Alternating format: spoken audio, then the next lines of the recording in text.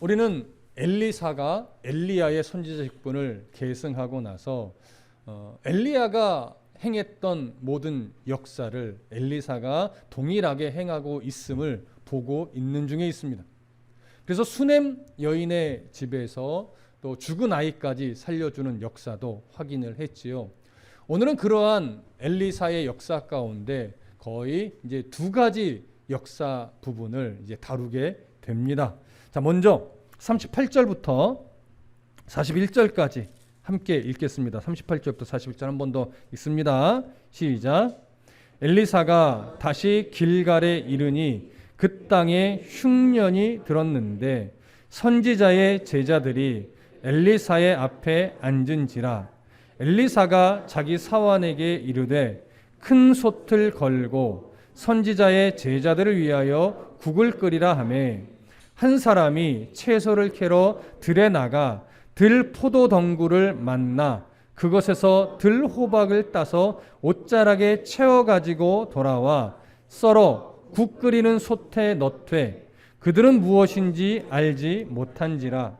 이에 퍼다가 무리에게 주어 먹게 하였더니 무리가 국을 먹다가 그들이 외쳐 이르되 하나님의 사람이여 솥에 죽음의 독이 있나이다 하고 능히 먹지 못하는지라.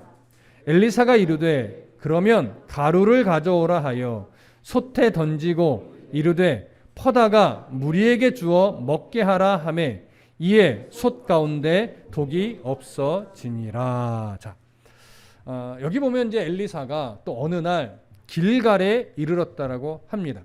자, 이는 엘리사가 엘리야의 직분을 이어받아서 선지학교의 제자들, 학생들에게 정기적으로 가서 말씀을 가르치고 선지자로서의 훈련을 하고 있는 중이라는 의미가 됩니다. 그래서 길갈에도 선지자의 삶을 살기 위해 훈련을 받고 준비하는 이들이 있었다는 얘기가 되지요. 그러니까 엘리사는 엘리야를 이어서 이런 선지자들을 가르치고 훈련하는 말하자면 지도자 역할까지도 지금 하고 있는 중에 있습니다. 근데 오늘 길갈에 있는 제자들에게 엘리사가 갔을 때 성경이 무엇을 지금 드러내냐면 그 땅에 뭐가 들었대요? 흉년이 들었대요. 자, 흉년이 들었다라고 하는 것은 백성들의 삶이 굉장히 곤고해지고 있다는 의미가 됩니다. 그렇지 않아도 선지자의 제자들은 사실은 힘겨운 삶을 지속하고 있는 중에 있는데 거기다 흉년까지 들었으니 이 선지자들의 삶이 얼마나 힘겨웠겠습니까? 삶이 힘든 중에 그래도 버티면서 선지자로서 훈련을 받고 있는데 이제 길갈에 엘리사가 와서 이제 훈련이 또 시작이 됩니다. 그랬더니 선지자의 제자들이 다 엘리사 앞에 모여든 거죠. 엘리사의 가르침과 훈련을 받기 위해 모인 겁니다. 그랬더니 엘리사가 자기 사원에게 무엇을 말하냐면 큰 솥을 걸고 선지자의 제자들을 위해서 국을 끓이라고 이야기를 하죠. 그래서 이제 국을 끓이려고 준비할 때에 이제 사람들이 들에 나가서 들포도 덩굴에서 들호박을 따서 가지고 왔다라고 하는 거예요. 그 들호박을 썰어서 솥에 넣고 끓였는데 성경은 이 사람들이 그 들호박이 무언지 모르는 상태에서 따와서 그냥 맛있어 보이니까 따온 거예요. 그래서 그냥 썰어서 국에 넣었다라고 하는 거죠. 학자들은 여기 이제 이 사람들이 따온 들호박이 무엇이냐라고 할 때 정확하게 무엇인지는 알 수는 없으나 그 내용들과 그 지역을 감안해 볼 때 소돔의 사과라고 불리는 열매로 대부분 보고 있습니다.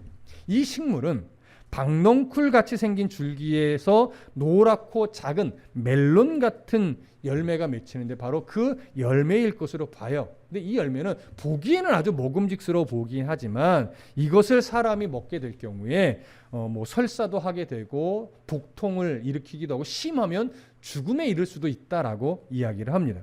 그래서 아마도 이 열매를 모르고 넣었을 것이고 당시의 선지자의 제자들이 이렇게 끓인 국을 먹었는데 아마도 몇 사람이 복통을 일으키고 또는 설사까지도 하지 않았을까 이렇게 보는 겁니다. 그래서 성경에서 죽음의 독이 있나이다 라고 외쳤을 때 몇 사람에게 이런 증상이 일어나니까 이것을 보고 그 즉시로 엘리야에게 외쳤던 것이죠. 그때 엘리야가 어떻게 처방을 해요? 가루를 가져오라 이렇게 이야기를 해요. 이 가루는 아마도 밀가루일 거예요. 그래서 밀가루를 솥에 넣었어요. 그랬더니 그 죽음의 독이 솥에서 사라졌다라고 얘기를 하죠. 그리고 나서 엘리사는 이제 다시 제자들을 가져가서 먹게 하라 라고 해서 먹었다는 얘기예요. 뭐 크게 이상한 내용은 없습니다. 그러나 여기서 한 가지 보게 되는 것은, 자, 밀가루에 독을 없애는 효능이 있는가? 그렇게 보기는 어렵죠. 엘리사가 나름 하나님께 마음을 두고 가루를 던지는 상징적 행위를 했을 뿐이고, 그 행위를 하나님이 보시사 그 국에서 독을 없애준 겁니다. 하나님의 권위와 능력을 나타내 주신 거죠. 이렇게 하나의 에피소드가 마무리가 돼요. 그리고 이제 두 번째 에피소드가 또 바로 이어서 등장을 합니다. 42절부터 44절까지의 내용이죠. 함께 읽겠습니다. 시작. 한 사람이 바알 살리사에서부터 와서 처음 만든 떡, 곧 보리떡 20개와 또 자루에 담은 채소를 하나님의 사람에게 드린지라. 그가 이르되 무리에게 주어 먹게 하라. 그 사환이 이르되 내가 어찌 이것을 100명에게 주겠나이까 하나. 엘리사는 또 이르되 무리에게 주어 먹게 하라. 여호와의 말씀이 그들이 먹고 남으리라 하셨느니라.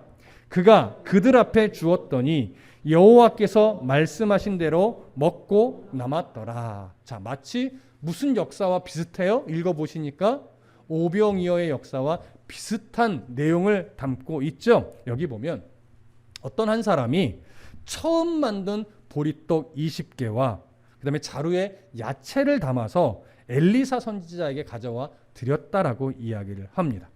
자, 그런데 처음 만든 보리떡 20개, 이게 무슨 의미가 되냐면 이것은 율법에 관계된 표현이에요. 율법에 근거하면 이 처음 만든 보리떡은요, 항상 제사장에게 드리는 몫으로 구별된 것들이에요. 자, 어디를 보면 알 수 있냐면 성경 구절 찾아볼까요? 레위기 23장 20절로 가봅니다. 구약 성경 레위기 23장 20절.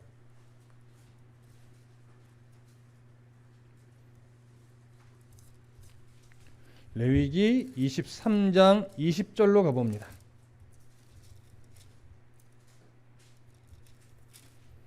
자, 찾으셨으면 함께 읽겠습니다. 레위기 23장 20절 시작. 제사장은 그 첫 이삭의 떡과 함께 그 2마리 어린 양을 여호와 앞에 흔들어서 요제를 삼을 것이요 이것들은 여호와께 드리는 성물이니 제사장에게 돌릴 것이며. 아멘. 첫 이삭의 떡, 그것을 누구에게 돌리래요? 제사장에게 돌리래요. 그래서 지금 여기서 한 사람이 만들어 온 첫 그 보리떡 20개 또한 율법의 근거에서 제사장의 몫으로 구별된 그러한 떡으로 보는 것이 옳습니다. 그런데 이상한 것은 레위기에 근거하면 이것은 제사장의 몫으로 구별되어 제사장에게 갖다 드려야 하는 것이 마땅한데, 지금 이 사람은 제사장에게 갖다 드리지 않고 누구에게 갖다 줘요? 선지자, 엘리사 선지자에게 갖다 드렸어요. 왜 제사장에게 안 갈 건가요? 안 간 것일까요? 왜 엘리사 선지자에게 가져다 드린 걸까요? 우리는 정확한 이유를 알기는 조금 어렵지만 한 가지 분명하게 유추할 수 있는 것은 당시 북이스라엘은 경건한 레위인이나 제사장이 없었을 것으로 여겨집니다. 그렇기 때문에 선지자에게 가져온 것이죠. 여러분, 열왕기상 12장 32절 1절에 보면 어떤 내용이 기록되어 있냐면 남과 북이 갈라져서 북이스라엘을 다스리던 여로보암 때에 여로보암이 무슨 짓을 했느냐? 성경은 이렇게 기록해요. 그가 또 산당을 짓고 레위 자손 아닌 보통 백성으로 제사장을 삼았다라고 기록해요. 그러니까 이때 금송아지를 만들고 그 금송아지를 하나님이라고 선포해 버리면서 이제 새로운 신앙을 하나 만들어냈는데, 그러면서 사실 경건한 레위인 제사장들은 상당수가 어디로 가버렸어요? 남유다로 가버렸어요. 그러다 보니까 여로보암이 자신의 신앙과 자기가 만든 종교를 더 합법화하기 위해서 일반 사람으로 제사장을 삼아버렸어요. 그래 지금 북이스라엘이 여로보암 때부터 시작해서 완전히 여호와 하나님에 대한 신앙이 다 왜곡되고 변질되고 이상해져 버렸던 거죠. 근데 이것이 또 절정을 이룰 때가 언제예요? 아합 왕 때죠. 아합 왕 때 이세벨이 또 어떤 짓까지 했나요? 기억하시나요? 수많은 제사장을 죽이기도 했어요. 그러니 북이스라엘의 그 여로보암을 기점으로 해서 아합 왕을 지나면서 사실 경건한 레위인이나 제사장은 제대로 남아있을 수 없었습니다. 하지만 대부분의 또 백성들이 여호와 하나님에 대한 신앙을 버리기도 했으나 우리가 성경에서 끊임없이 발견하는 것은 그럼에도 곳곳에 하나님을 바르게 섬기는 사람들이 남아있었어요? 안 남아있었어요? 남아있었어요. 그럼에도 불구하고 남아있었어요. 아마 오늘 이 첫 보리로 떡을 만들어서 가져온 이 사람도 그 수많은 이스라엘 백성, 북이스라엘의 사람들이 여호와의 신앙을 버리고 금송아지를 숭배하고 바알을 섬기고 이런 와중에 있었지만 그래도 그 안에 남아있던 경건한 하나님을 섬기는 백성이었을 것으로 여겨집니다. 그 사람이 그 신앙을 지금도 지켜서 떡을 만들어서 그 첫 떡을 바로 제사장이 없으니까 엘리사 선지자에게 가지고 와서 드린 것으로 여겨져요. 그러니 결국 비록 소수일지라도 북이스라엘 안에는 아직도 하나님을 사랑하고 여호와 하나님을 바르게 섬기기 위해서 몸부림치는 사람들이 남아 있었음을 알 수 있습니다. 그런데 엘리사가요, 이 보리떡 20개와 뭐 야채들 이것들을 가지고 누구에게 주냐면 사환에게 줘요. 그러면서 하는 말이 뭐냐면 무리에게 주어 먹게 하라. 그랬더니 이 사환이 뭐라고 말합니까? 100명이 넘는 사람에게 어떻게 다 줍니까? 오병이어때와 거의 뭐 같은 의미죠. 그랬더니 엘리사는 의아해하는 사환에게 그냥 무리에게 주어 먹게 하라. 여호와의 말씀이 그들이 먹고도 남으리라 하셨다. 이렇게 말했다는 거예요. 그랬더니 사환이 진짜 무리에게 주었어요. 그랬더니 그 100명이 넘는 무리가 다 먹고 실제로 남았대요. 그러니까 오병이어 때와 동일한 역사가 일어난 거죠. 그렇게 해서 하나의 에피소드가 또 마무리됐어요. 자, 그러면 앞에서 국의 독을 없애서 여호와의 이 선지자의 제자들이 먹었던, 배부르게 먹었던 이 사건과 또 한 사람이 보리떡 20개를 가지고 와서 엘리사에게 드렸는데 그것을 또 100명에게 주었더니 그들이 풍성하게 먹고 남겼다라는 이 에피소드는 도대체 왜 기록한 걸까요? 강해 설교를 할 때 종종 어려움을 겪는 것이 뭐냐면 내용은 분석을 해서 여러분들이 전하겠는데 도대체 여기서 무슨 교훈을 찾아야 될까? 이것이 좀 어려울 때가 있어요. 오늘 본문도 사실은 비슷합니다. 내용은 뭐 설명하겠어요. 근데 도대체 왜 이것을 기록했을까? 이것을 찾기가 좀 어려운 부분이 오늘 본문이기도 합니다. 그런데 여러분 잘 보시면 오늘 본문에서도 여전히 흘러가는 흐름 안에 무엇이 담겨 있냐면 이스라엘 안에 하나님을 섬기는 일을 버리고 우상을 늘 따라가고 있는 그런 이스라엘 백성들 안에 여전히 누가 살아있어요? 하나님을 섬기는 자들이 살아있어요. 하나님의 선지자가 되기 위해서 훈련받는 이들이 있고 율법을 지켜내는 자들도 있고 그 율법을 통해서 하나님의 풍성한 은혜를 베풀고 그 은혜가 먹고도 남는 일까지도 여전히 벌어지고 있다라고 하는 사실이죠. 이것은 하나님께서 북이스라엘, 배교하고 있던 북이스라엘을 버렸다는 의미일까요? 여전히 하나님은 버리지 않았다는 의미일까요? 여전히 버리지 않았다는 의미예요. 그리고 북이스라엘 향해 베푸실 하나님의 은혜는 여전히 풍성하다는 의미도 담고 있습니다. 그러나 북이스라엘은 이런 하나님의 은혜를 받을 만한 자격이 될까요? 안 될까요? 되지 않아요. 하지만 하나님은 그런 은혜를 베풀기를 원하셔요? 안 원하셔요? 여전히 베풀기를 원하셔요. 악행을 거듭한 중에도 하나님은 북이스라엘에게 여전히 풍성한 은혜를 베풀기 원하십니다. 그러면 한 가지 더 보셔야 돼요. 그런 은혜를 베풀 때 하나님이 결국 누구를 통해서 그런 은혜를 베풀기 원하실까요? 결국은 하나님을 바라보고 하나님을 의지하고 하나님 앞에 무릎 꿇고 있는 소수의 사람들을 통해서 그런 은혜가 북이스라엘에게 베풀어지기를 원하시는 거예요. 여러분 잘 보십시오. 세상이 어지럽고 아무리 어수선하고 이 세상이 다 미쳤어 라고 외치는 상황에 놓여 있다 할지라도 그런 상황 속에 누가 있으면 그 중에도 하나님의 은혜가 베풀어질까요? 믿음의 교회가, 믿음의 백성이 여전히 남아있으면 하나님은 그런 시대를, 그런 나라를 외면하지 않습니다. 여전히 그렇게 무릎 꿇어 기도하는 하나님의 백성들을 통해서 은혜는 부어지게 되어 있다라고 하는 사실이죠. 여러분, 마찬가지예요. 가정들이 있죠.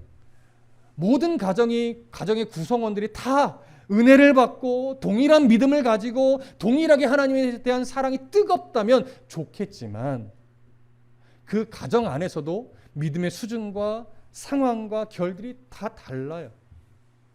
그러면 그런 가정은 하나님이 외면하실까요? 여러분, 절대 그러지 않아요.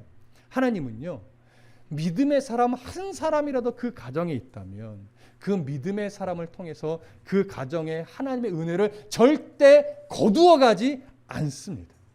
그래서 여러분, 가장 중요한 게 뭐냐면 내가 믿음을 지켜서 하나님을 신뢰함으로 그 믿음의 위치에서 흔들리지 않고 내 신앙을 내가 지켜내고 견디는 게 가장 중요해요. 내가 바르게 신앙을 지키고 있으면 결국 하나님은요, 그런 나 한 사람을 통해서 가정에 영향을 미치고 교회에 영향력을 미치고 또 한 나라에 영향을 미칠 수도 있어요. 그런 하나님의 풍성하신 사랑을 볼 수 있어야 돼요. 지금 당장 뭔가 변화가 일어나는 것 아니죠. 하지만 하나님의 사람이 그 땅에, 그 가정에, 그 교회에 존재하는 한 하나님은 은혜를 거두지 않습니다. 또한 하나님은 그 은혜를 내가 생각했던 것보다 더 풍성하게 주시기도 합니다. 근데 왜 이런 사랑을 하나님이 주시느냐? 잘 보세요.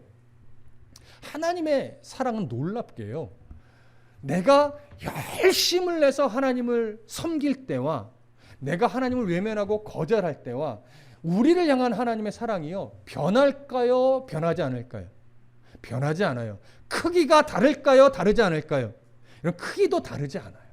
우리는 종종 이렇게 오해합니다. 내가 열심히 헌신하고 열심히 봉사하고 하나님 앞에서 뭔가 훈련을 받고 이렇게 노력을 다하면 나를 더 사랑하시겠지, 이렇게 생각하고, 또 내가 하나님을 향한 열심히 식어지고 때로는 뭐 예배도 빼먹고 뭔가 교회와 상관없이 내가 좀 외면하는 삶을 살았다면 그때 하나님은 날 별로 안 사랑하실 것 같이 생각해요. 그러나 그러지 않아요, 여러분. 하나님의 사랑은요, 내가 열심을 내어 하나님 앞에 무엇인가를 할 때나 뭔가 신앙이 좀 식어지고 어떤 마음을 다른 데 뺏겨서 하나님에서 내가 좀 외면하는 듯 보일 때도 나를 향한 하나님의 사랑은 똑같아요. 이거 오해하지 마십시오. 다만 내가 하나님을 외면할 때는 나를 향한 그 하나님의 사랑이요, 정말 절절한 안타까움으로 드러날 뿐이에요. 또한 내가 열심을 낼 때는 그 열심에 하나님이 응원을 해주시기 때문에 마치 더 사랑하는 것처럼 내가 생각할 뿐이지, 하나님의 사랑은 변한 적이 한 번도 없어요. 이것이 놀라운 거예요, 여러분. 그런 사랑을 하나님이 우리를 향해서 가지고 있기 때문에 하나님이 자신의 백성이 마치 나를 떠나서, 하나님을 떠나서 외면하는 듯 보일 때도 그를 안타까워하시면서 그를 돌아오게 하기 위해서 누구를 써요? 하나님을 바라보고 있는 누군가를 또 사용해서 그를 돌아오게 만드는 거예요. 그러니까 이 사랑은 변함이 없는 거죠. 그러니까 그 사랑이 오늘 우리 가운데 있다는 걸 여러분 꼭 기억하셔야 돼요. 그리고 하나님이 그 사랑을 우리를 통해서 영향력을 나타내기를 하나님이 또 원하시는 거예요. 그래서 하나님의 선지자의 제자들에게 이러한 역사를 일으키셨고 또 한 사람의 순종을 통해 100명이 넘는 사람을 먹게 하시는 거죠. 여러분, 그 사랑이 바로 저를 통해서, 여러분을 통해서 베풀어지기를 원하신다라고 하는 그 사랑을 오늘 발견하셨습니까? 그렇다면 이제부터 여러분이 결단할 것이 무엇이냐면, 하나님, 나를 통해 그 영향력이 흘러가도록 하나님 역사해 주십시오. 나를 통해 그 하나님의 깊고 넓은 사랑이 내 배우자에게, 내 자녀에게 흘러가게 하시고, 하나님, 우리 가정을 통해서 그 하나님의 그 변함없는 사랑이 또 누군가의 가정으로 흘러가게 하시고, 하나님, 우리 교회를 통해서 말씀으로 세우셨다면 우리 교회가 그 영향력을 다른 교회로, 주변 이웃으로 흘러가게 도와주십시오. 그래서 우리가 나부터 바로 이렇게 율법대로 음식을 만들어 제사장이 없기 때문에 선지자가 가져왔던 이 순전한 믿음이 바로 그 믿음의 소유자가 내가 되게 도와주시고, 그 순전한 믿음의 소유자가 내 가정이 되게 도와주시고 그 믿음의 소유자가 바로 우리 교회가 될 수 있도록 도와주십시오. 그러니 가장 그런 믿음의 출발점이 누가 돼야 돼요? 내가 돼야 돼요. 바로 여러분 한 사람 한 사람이 되어야 한다는 거죠. 그러니 요즘에 늘 강조하고 있듯이 자꾸 상황에 속지 마시고 형편에 속지 마시고 내 앞에 닥쳐진 어떤 문제에 속지 마시기 바랍니다. 하나님은 그 문제를 통해서 뭘 발견하길 원하시냐면 내가 너를 변함없이 사랑한다. 내가 너를 한 번도 놓은 적이 없다. 내가 너와 너의 가정, 네가 속한 교회를 내가 외면한 적이 없다라고 하는 이 사실을 그 상황을 통해서 말씀하시는 것이고 그 형편을 통해서 말씀하시는 것이고 내 앞에 놓인 여러 문제들을 통해서 끊임없이 말씀하시는 거예요. 그러니 나를 향한 마음을 놓지 마라. 내가 너를 지키고 내가 너를 보호하고 변함없이 너를 사랑하며 너를 통해 할 일이 아직도 남아있다. 그걸 보여주는 것이죠. 여러분 그 선지자들의 음식에 왜 독을 하나님이 없애주셨겠습니까? 그 하나님을 바라보며 너희들의 역할을 해라. 선지자로서 훈련을 받고 선지자로서의 삶을 너희가 바르게 살아나야 북이스라엘이 변한다는 거죠. 그들을 통해서 또 한 사람이 음식을 갖고 와서 100명이 넘는 사람이 풍성하게 먹었듯이 그런 순종과 그런 애씀이 결국 이스라엘을 바꿀 거라는 것, 변화시킬 거라는 걸 보여주는 겁니다. 나를 통해 가정이 변합니다.